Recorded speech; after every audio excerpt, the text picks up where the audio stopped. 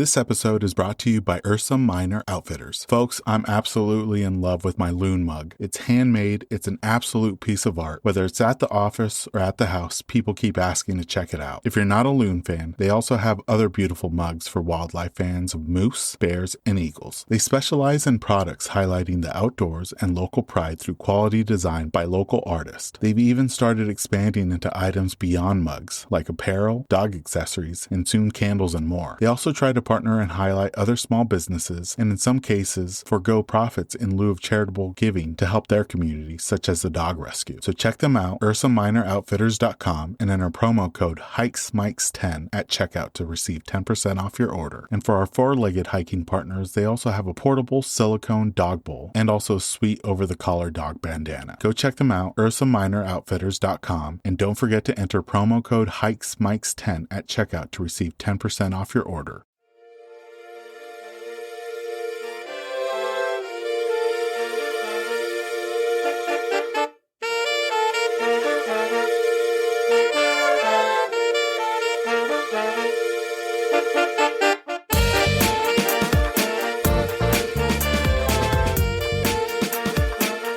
Welcome, everyone, to the latest episode of the Hikes and Mikes podcast. I'm your host, Ivan, and I'm excited to share this new season of the podcast with you. With both fall and winter arriving in the Pacific Northwest, it's time to store the mobile recording studio. This season, we'll be switching things up and interviewing some of my favorite hikers that I follow on Instagram virtually. We're following a similar format to season 1, where the first part of the episode focuses on the guest and their hiking adventures, and we're still going to end each episode with a speed round of this or that questions, all related to hiking. Today's episode features a SoCal hiker by the name of Grant. You can follow him on TikTok and Instagram at Gallivanting with Grant. We'll be asking Grant about his adventures up to Mount Rainier National Park, his favorite state parks that are also some hidden gems in Southern California. We hear about a challenging mountain near Palm Springs known for its beautiful vistas, but that also has caused Grant to lose the path not just once, but twice. Without further ado, let's jump into our episode with Grant.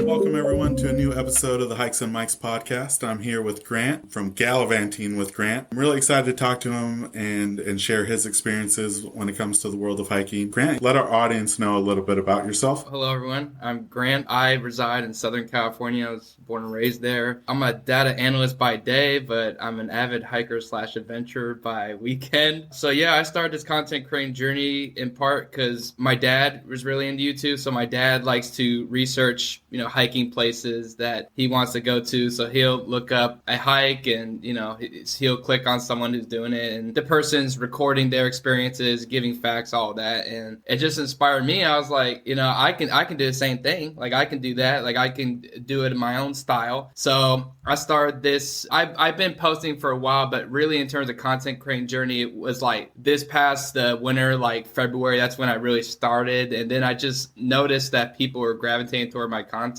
And I've just kind of been trying to consistently post content. I've been trying to go to new places, and it's just amazing. People from all around the world, like Italy, Australia, China. I'm getting all these messages. I didn't understand the magnitude of power of social media. It gets a bad rap a lot of times, but in terms of bringing people together, I do think that that's the positive aspect. And so that's what keeps me going. Yeah. I've definitely noticed that in this journey that especially the hiking community or outdoor enthusiasts, it's a really supportive community where there's just love and support from all people from all walks of life and from all corners of the world. Yeah, every like, every comment, really, it adds up. It has a big impact for sure. Now, Grant, how long would you say that you've been hiking, and how did you kind of get started? I know you kind of touched base that your dad kind of played a role in that. Yeah, I've hiked all throughout my life, but in terms of going and adventuring, my dad, the year after I graduated from high school, well, no, actually is the summer of my senior year. My dad, I went to our first national park. Well, second, I did go to Mount Rainier when I was in 6th grade, but that was just like a family thing. I really started 2011, went to Yosemite for the first time, and that was amazing. For all of you guys that haven't been, Glacier Point, Ivan, I don't know if you've been there, but man, seeing the views of Half Dome, it's one of the most beautiful views I've ever seen. But we just kind of kept the tradition alive. For 10 years in a row, my dad and my uncle and I, we've gone to national parks, and the streak was broken this year, unfortunately, but from 2011 to 2022, that's what we're doing, and it's just gotten better and better each time. So throughout the episode, I'll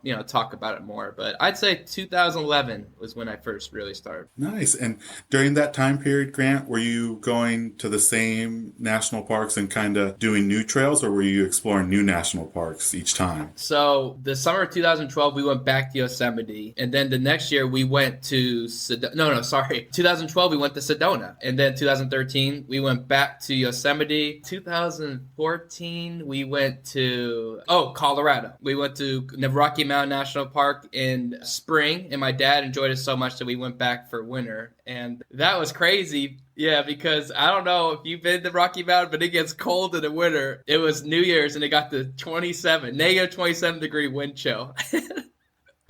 Yeah, and then 2015, we went to Yellowstone and Grand Teton. 2016, we went to the Utah National Park, so Zion and Bryce. And then 2017 and 18, we went to Glacier National Park. Yeah, 19 we went back to Glacier.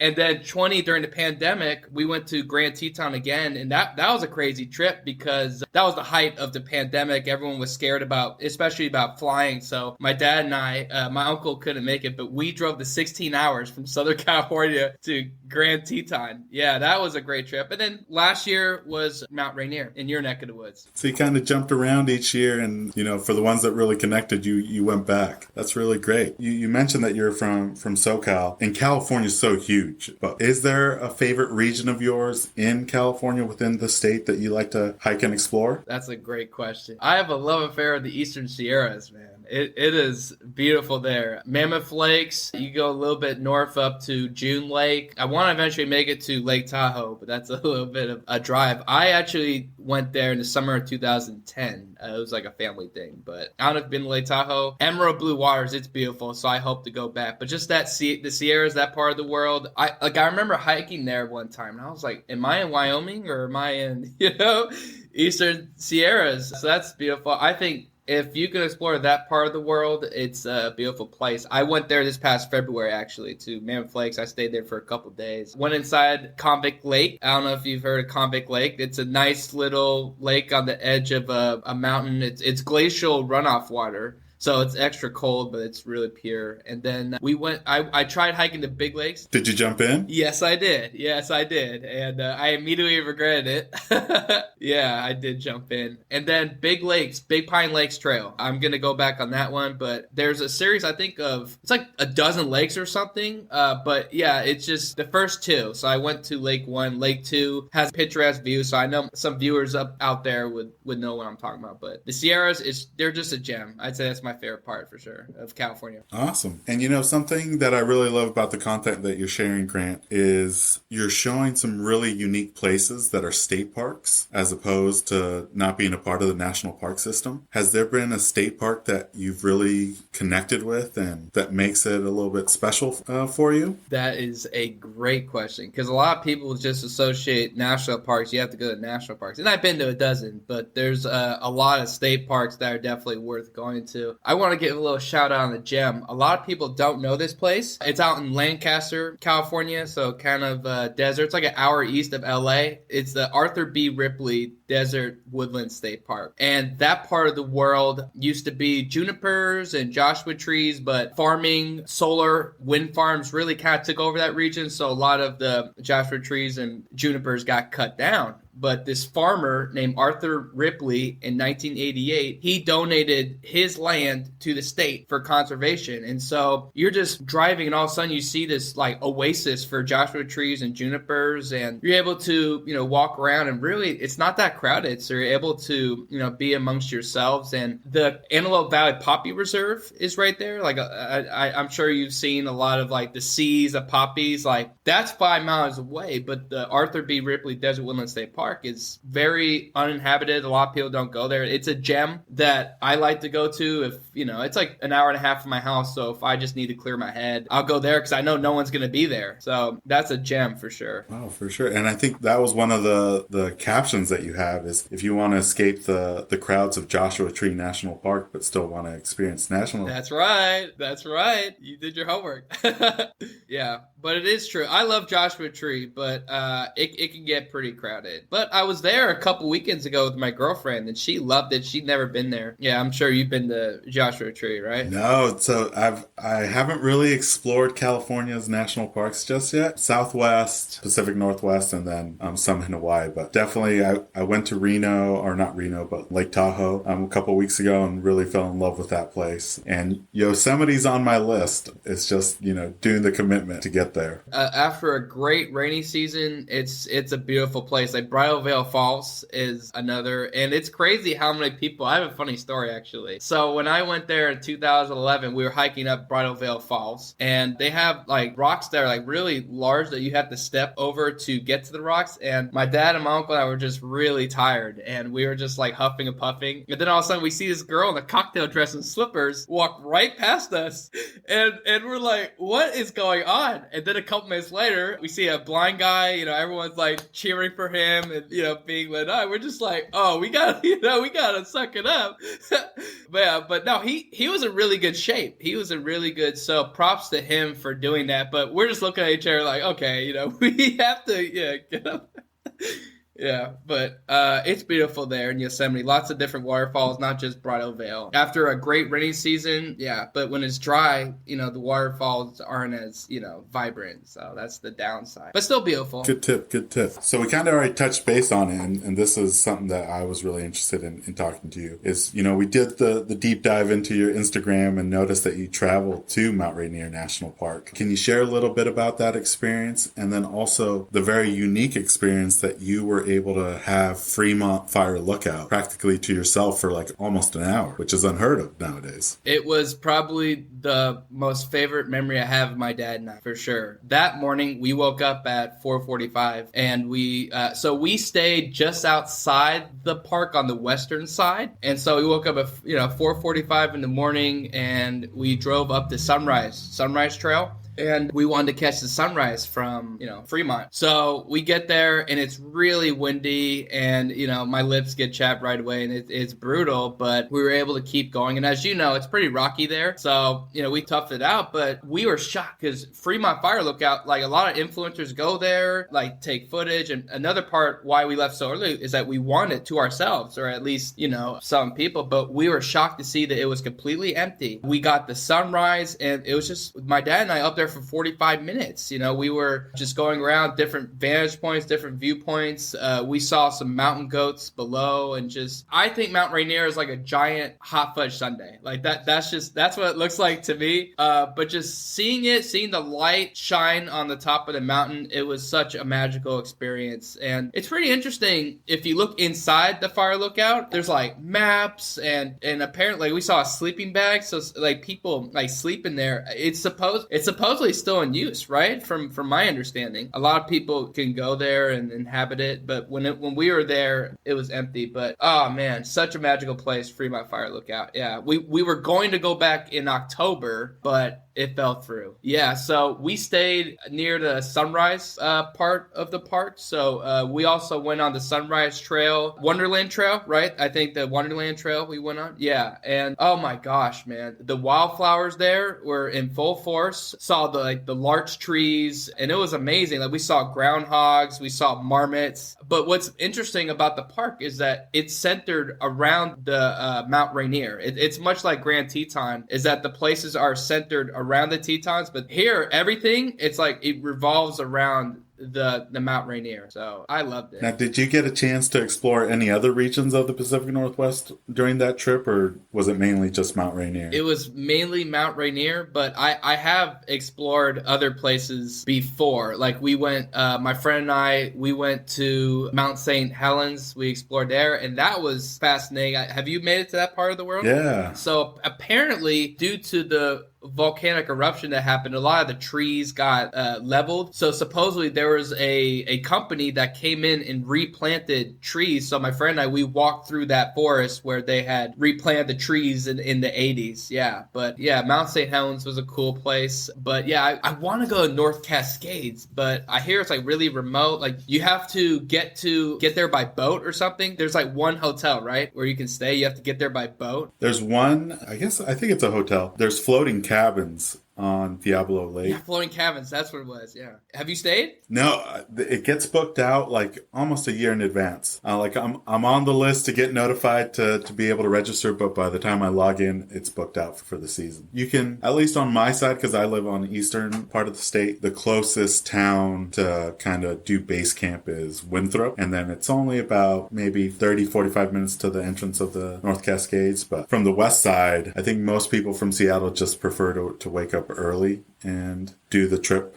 in a single day. But I know there's some smaller towns you can stay and kind of shorten the trip. But definitely remote. But yeah, if you get a chance, spend a week or even just a weekend there. It's pretty remarkable. I see influencers like there's like emerald blue lakes that they're posting. It makes me, that's why I really enjoy not just my content creating, but I also get to see other people and their content creation. So a lot of my inspiration to go to these places is seeing what other people post. Like my girlfriend and I, we're actually going to be in Sedona in a couple weeks, and we're going to be staying right around where Devil's Bridge is, and that's I'm sure you've seen. Yeah, it is. So there's a couple great spots. Slide Rock State Park. That's another, great place. But yeah, a lot of the inspiration, I get it from, people who content create like you and I. Yeah. Okay. And that's a great follow through with this question is I've noticed that this summer you've been spending some time in the Southwest, like northern Arizona, southern Utah. Can you share some memorable locations of those trips and any experiences that you kind of came across in those areas? I've been wanting to go to Island in the Sky and Canyonlands for a really long time because, I've seen some people take some picturesque photos there. So I had an opportunity. My birthday weekend, I actually turned 30, so I wanted to do something epic. So I had a window Labor Day weekend, and I was, just like, I'd love to go here, and I'd love to make it a trip where I can go to the all five, because I'd been to Bryce and Zion already, but I wanted to go to Canyonlands, Arches, and Capitol Reef. Yeah, so it reminded me a lot of the Grand Canyon. Like that is what I will say. It reminded me a lot of the Grand Canyon. And Grand Canyon I've been to 3 or 4 times. And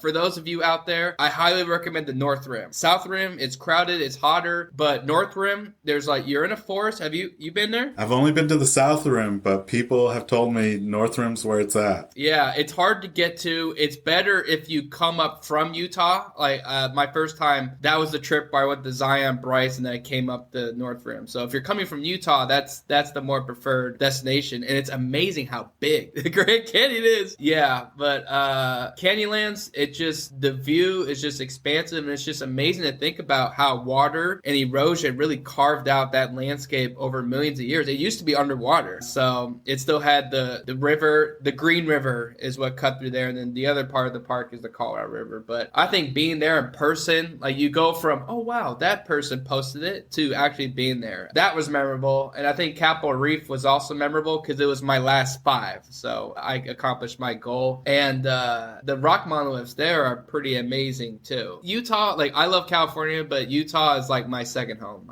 I love it there. Absolutely. Yeah. Have you been to Utah? I've only been to Bryce, and then I've driven through Canyonlands, but didn't really get a chance to explore. But Arches is on my list, same as Capitol Reef, and then Zion for sure. Yeah, if you have to, I actually went twice. I went Memorial Day weekend. I went to Bryce, Zion, and the Grand Canyon. Then Labor Day weekend, I went to the other three, so Canyonlands, Arches, and Capitol Reef. That's a great way of doing it. Oh, absolutely, yeah. I love Bryce. Bryce has because of the hoodoos, it's unlike anything else. But for those of you that haven't, you have to go to Zion. I think it's mandatory if you're in Utah. It has things that unlike anywhere in the world, like the Narrows, hiking inside a river. That was a surreal experience, and then just being able to hike up Angel's Landing. I haven't. I recommend Observation Point Trail. It's a mile loop. It has really similar views, and it's a lot less strenuous. But just having those hikes, it's really unlike anywhere else. And when it comes to hiking, Grant,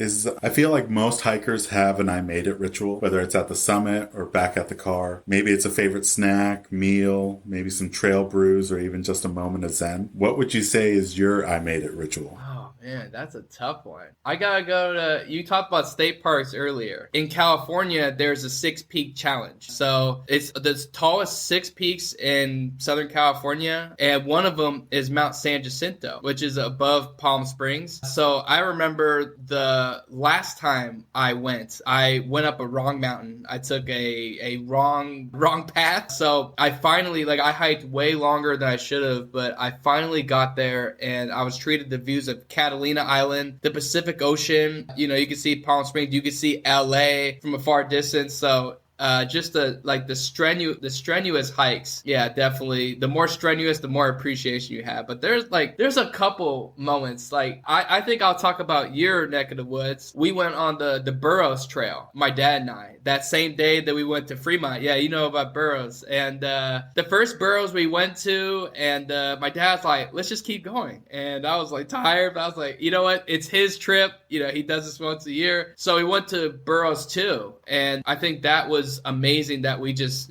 kept going and stuff, and it was an even better view of Rainier. We were closer, but that's another moment where I was like, oh yeah, I made it. Yeah, thanks Dad for telling us to keep going.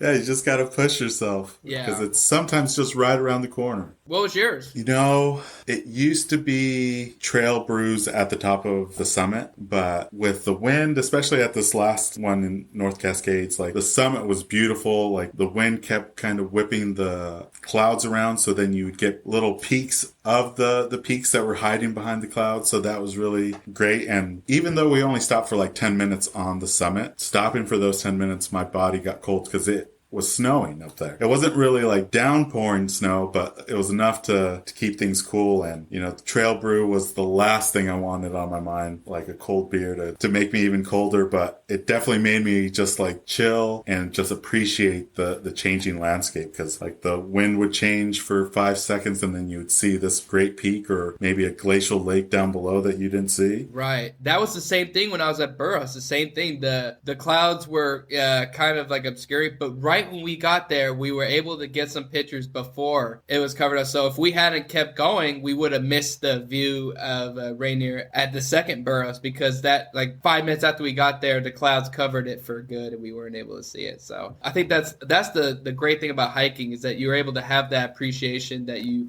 made it to that place. And I live by this motto where it's sometimes to have the good things in life, you got to work a little harder for them. And sometimes you just have to have a little bit of patience, because maybe 10 seconds more and you get that view, that you get that shot that you've been wanting, and it might only last for 5 seconds, but you get it. So sometimes just staying there a little bit longer is worth the wait. So in your travels, Grant, especially when you're hiking, when it comes to your pack list, what do you consider to be your most valuable piece of hiking gear? I think having a bladder pack for water, not having to put my pack down, having to get my water bottle. I think because you kind of talked about earlier, the whole having momentum and stuff is crucial when you're hiking. If you have to stop and go, it kind of affects your momentum. So I think having a bladder pack, having a nice sweater, because it can get cold quick when you're on the peaks. So having a nice sweater, a change of clothes, and I mean full change of clothes. We're talking rocking boxers, socks, because you never know if you're gonna be stranded. Like when I was on San Jacinto, I almost didn't get down the mountain overnight because I got lost, and luckily I had a change of clothes, so I would have been okay because it got to the high 20s that night. So yeah, and having some snacks for sure if you again get stranded. That's what's on my mind is you have to think. You can't just take a day pack, get some water, and you have to think of all possibilities when you're on the mountain because the weather can be unpredictable. So I think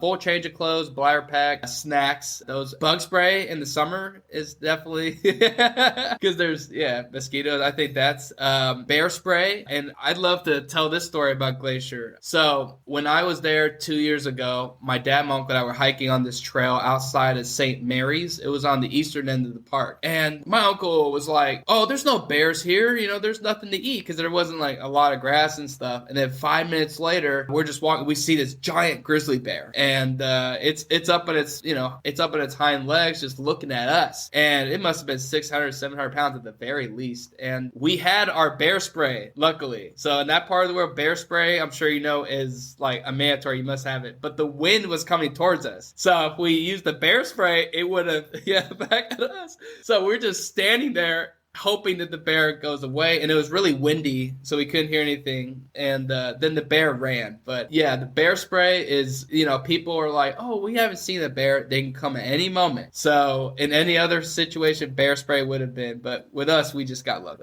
Bear spray if you're in that where bears are. I definitely need to invest in it.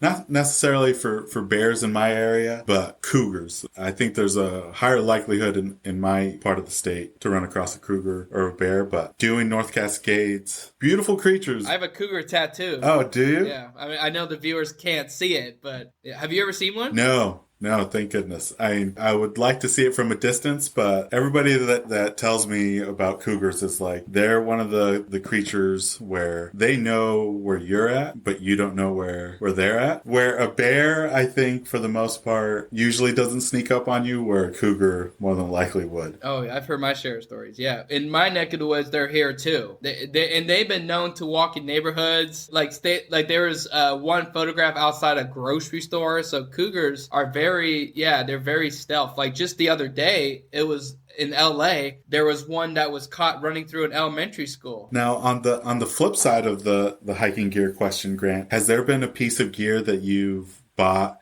that you thought this is going to be a game changer, but then it kind of turns out to be a flop, where you're like, it probably wasn't worth what I thought it would be? For me, not so much for me, but I see other people have hiking sticks. Like I've thought about getting hiking sticks, but for me, I just like being able to walk freely on my own. Like carrying the stick I know there's some where you could fold it and stuff, but just carrying the stick. Like I've used my dad's, and I'm just like, here, Dad, you can have it back. But yeah, I try to pack light generally, so a lot of what I've used has come in handy. But I think just thinking of others, I think hiking sticks, I don't see the value in terms of me. Yeah, you've been hiking for quite some time. Do you have any advice for first-time hikers that are interested in getting started to help them have a safe and rewarding experience on the trails? I used to be a hiker that was just like, oh, have to get there, gotta get there, and it just kind of took away from the experience. So I think getting an early start is essential, because that way you're able to slow down and enjoy the experience. It's like your neck of the woods, Rainier, that's when I really learned that, because my uncle wasn't in the best shape, so he kind of had to slow down for him. But then it made me realize, like, I'm able to take in the scenery a lot more. Like, we were, like, Emmons Glacier, that's the name of the glacier, right? Emmons. Yeah, we were on a hike to Emmons Glacier. We stopped, and I was just like, wow, like, this is a real glacier that was here millions of years ago. The park only has, I think, 25 glaciers left, right? I think I was reading that. They don't have a whole lot of glaciers left, but I learned that lesson is, it's okay to take your time. It's okay not to rush, because that way you're able to take in and be in the moment more so if you're just trying to get there, because the experience is going to be lost. So I think for first-time hikers, get up early, get on the trails early, because not only do you get to be in the moment by, slowing down a little bit, but you beat the crowds. And the crowds, it's never pleasant. As a hiker, ideally, you'd want to experience the place on your own, have that serenity. But but crowds make it difficult. So get up early, slow down, pack a snack, like have some lunch. Like it's not a race is probably my most important thing for sure. Great advice, because there are some hikes where it's just, constant ascension to the summit where some people just, put their heads down and just trudge up as fast as they can to get it over with. But then you miss out on the scenery around you. I went up to Burroughs the first time. I went up in 2014 with a friend, and we thought we were making great time. But then all of a sudden, we get to the first Burroughs, and we see a group of like 60 to 70-year-olds sitting down having lunch, and you just get surprised because you're like, I'd make you a bet that these people probably got up early and didn't rush. We got up late, we got there late, but I think definitely, I'm sure they weren't fast hikers, but they were in a group, they were laughing and enjoying each other, and it's probably because they got up early and took their time. Yeah, they weren't huffing and puffing. They looked like they were just relaxing. Now, you kind of already touched base on some situations, getting lost or encountering a bear, but has there been any other close calls, whether it's getting lost or maybe another wildlife encounter? Mother Nature maybe didn't play nice, or just coming across a creepy individual on the trail. Has there been any of those moments? I have a story. It'll be a little bit of time. I was coming down from, I have two. Do we have time for two? Oh, definitely. Okay, all right. So it's the same mountain, so Mount San Jacinto. It was 2 years apart. So the first year, I was coming down the mountain, and it was snowy, and I got lost. I saw a set of footprints, so I followed the footprints down a slope, and there was like 7 other people down there. And they see me, and they're like, do you know where we are? And I'm like, no. So we're all lost. So we had to find a way to get back to the trail. So there's an elderly couple, a group of 3 friends, another couple in their 30s, and then I was hiking alone. Don't hike alone. That's probably the lesson. But we hiked up about like 600, maybe 600 feet. And luckily I brought extra water because the elderly couple the husband was like really kind of feeling weak. So another hiker and I gave him our water and we had it, but we finally managed to get back on the trail. And as a joke, we took a picture. We all took a group picture at the fork where there's multiple trails and there's signs, and we're all like looking at different directions. But I'd like to say I learned my lesson, but I didn't. The next summer I went hiking alone again, but this time I got lost on the way up, and like I was saying earlier, and I got up to the summit at 5 o'clock, and that's late. I'm sure, like as you know, 5 o'clock is late to be on a summit, and I was alone. Their last couple had left like 10 minutes ago. So I was up there for half an hour, and I was recording, and my phone died right when I was recording. I posted it once, yeah. So I came down, and I was making really great time, but then it got dark just enough to where I lost sight of the trail. And for those that hike in the dark, having a headlamp is essential, but I didn't have a headlamp. So I was lost, so I thought, let me go to the highest point that I can find. So I hiked up some rocks, and I was looking, and I saw some lights on a distant peak. So I was like, okay, I know I'm close, but I have to find my way on the trail, because I was just, at this point, I was on some random rocks. But I thought about sleeping up there. That's what I was saying earlier. I thought about sleeping.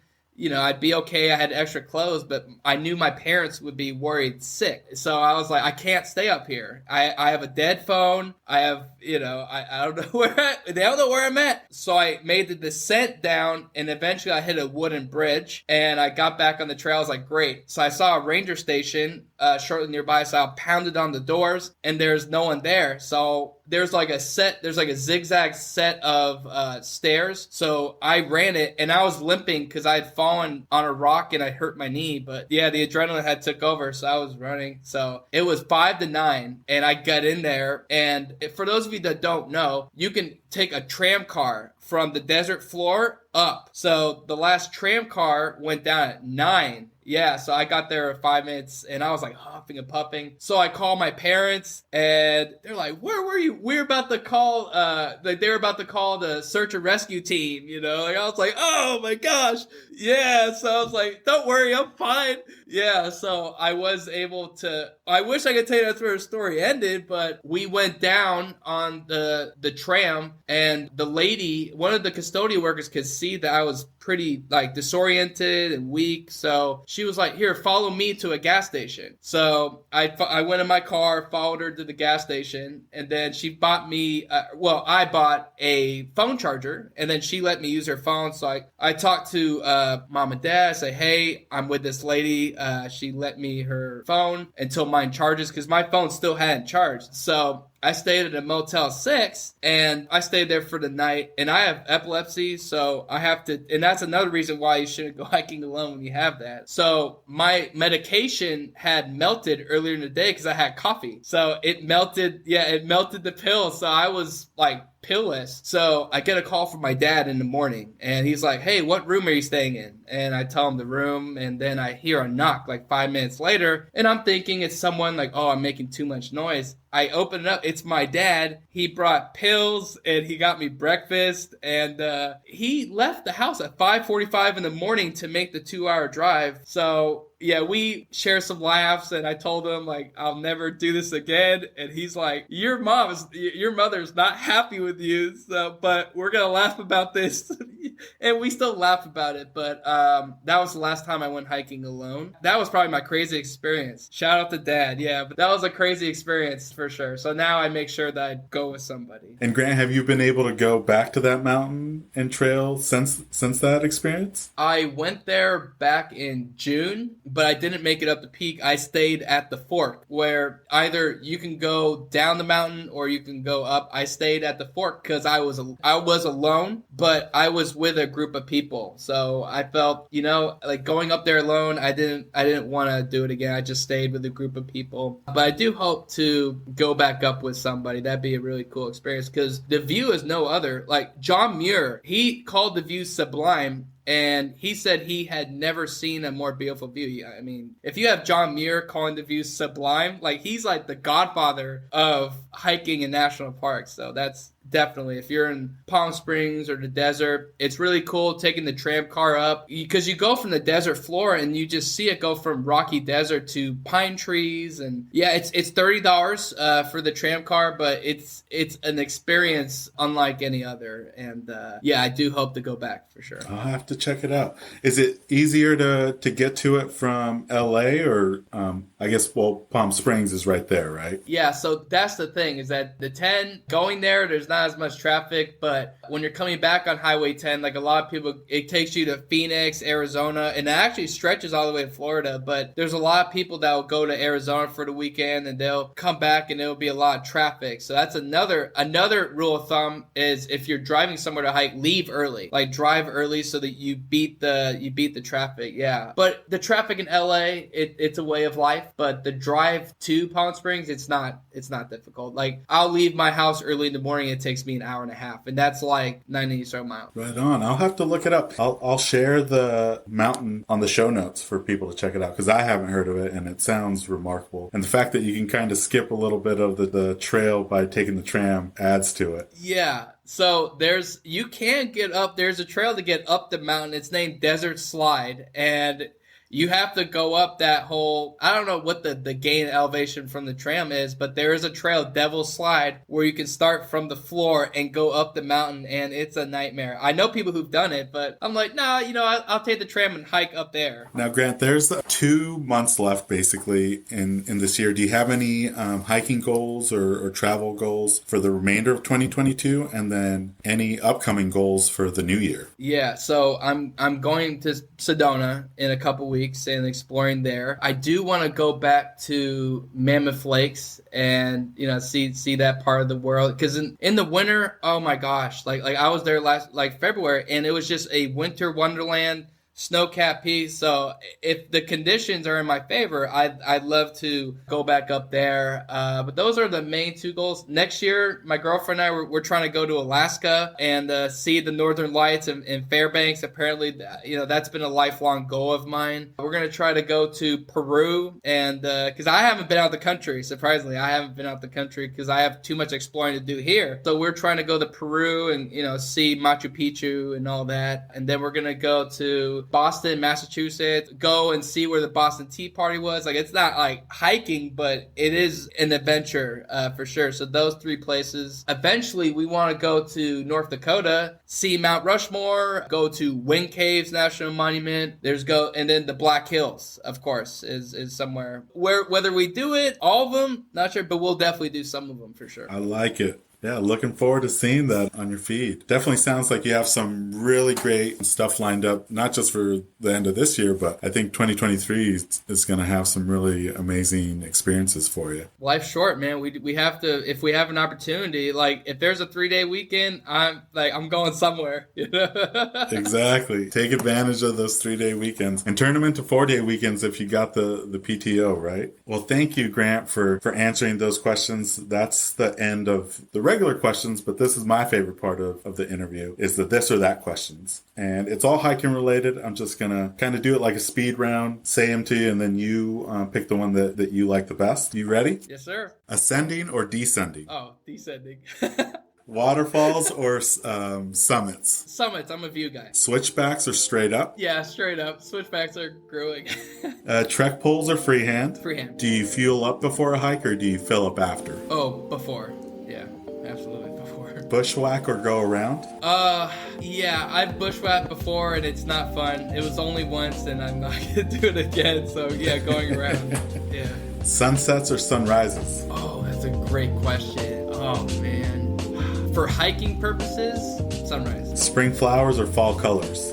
Spring flowers. Yeah, just seeing wildflowers is pretty amazing. Like Rainier with bare grass. Like, there's just a magic element to it. And then last one, do you tag a hike or do you not tag a hike? Of course. In my goal, I want to be able to educate my followers and viewers, because my thing is, if someone's sitting on the couch and sees my content and gets inspired and says, oh, you know what? That seems like a really great place. And they go hiking there, it's a cycle. Maybe someone else sees that person go, and then they go on. So I absolutely try to tag my location. Absolutely. Because I want to inspire people. Much like you do, I'm sure. Like the goal is to have more people, go and see these places. Like, if I may make a point, have you ever met a mean person on a trail? I haven't. Everyone on a trail is so nice and kind, and I just think we all need nature in our lives because it helps us spiritually recharge. It's all good vibes. So yeah, absolutely. Just wanted to make that little side point. No, definitely, Grant. And I would say, I think we talked about it before we started recording, but the hiking community, both in person and virtually on social media, is one of the very supportive. Very supportive, yeah, exactly. Whether they are from your neck of the woods or, across the globe on a different part of the world, everybody's really supporting one another's adventures. But yeah, thank you for answering those. For the outro, Grant, your social media handle is Gallivanting with Grant. How did you come up with Gallivanting with Grant? And then also, where can people follow you for your content? Yeah, so I wanted to kind of have a play on words because, my name, Grant, starts with a G. So I wanted to find another, kind of thing that went with it. And I just thought gallivanting, I wanted to have something unique. And a lot of people don't really know, what it means. But for those of you that don't know, it's to travel, roam, or like move about for happiness. So I just felt gallivanting with Grant rolled off the tongue, and I've just stuck with it. And so I originally launched on YouTube, actually. I don't use it anymore, but yeah, I launched it from YouTube, and I just was like, well, for my Instagram handle and my TikTok, I'll just use the same thing. So yeah, gallivanting with Grant, I'm gonna stick with it. I like it. Perfect. I like it too. I'll include the links to both TikTok and Instagram on the show notes. But is there anything else that you want to plug or give a special shout out to people? I just want to give a shout out to the community, for embracing me, for liking my stuff. Like I suffer from depression. So being able to log on to Instagram and seeing all the heart signs, all the like, this is so cool, all the encouragement, it really lifts me up. It's had an immeasurable impact on my mental health, just being a part of this community. It's like a safe haven, a refuge. So I just want to thank all my followers, all the people that like and support me. Like you, Ivan, thank you for allowing me to have this platform. It brings me joy talking about my experiences, and I hope that for all the viewers out there, I hope that you find joy in our conversations and that you're inspired to go out and gallivant like you and I do. Yeah. No, thank you, Ivan. It's been a pleasure. Yeah. Hopefully one of these days I can join again and give a little recap. Yes. Did I go these places or did I go somewhere else? Because for me, like, I'm a spontaneous type of guy. Like that Mammoth trip in February, the day before I went, I was like, where should I go? And I just thought that Mammoth. So I'm a pretty spontaneous guy. So who knows, what I'm gonna end up doing. But that's the magic, right? The magic of adventure. Exactly. Yeah. No, I'll definitely keep that in mind. I'd definitely like to hear how at the end of 2023, maybe around a year from now, hear about your 2023 adventures, Grant. Thank you, Grant, for joining us on this latest episode of the Hikes and Mikes podcast. Make sure to follow him on TikTok and Instagram at Gallivanting with Grant to see pictures from his recent hikes. Thank you for tuning in to this week's episode of the Hikes and Mikes podcast. We'll be putting out new episodes every week through the fall and winter. Be sure to like and subscribe to not miss out on those. Also, be sure to follow us on Instagram at Hikes and Mikes. Catch you on the next one. This episode's music was created by Ketsa. Follow him on Instagram at Ketsa Music.